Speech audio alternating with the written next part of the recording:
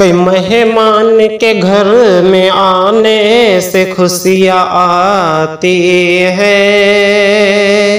मेहमान के घर में आने से खुशियाँ आती हैं। मेहमान जब हमारे घर से निकलता है, उसके साथ बुराई और भलाई निकलती है। उसके साथ बुराई और भलाई निकलती है। मेहमान के आने से नाखुश नहीं होना चाहिए। मेहमान के आने से घर में खुशियाँ आती है।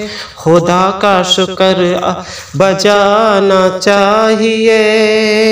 मेहमान के आने से नाखुश नहीं होना चाहिए। खुदा का शुक्र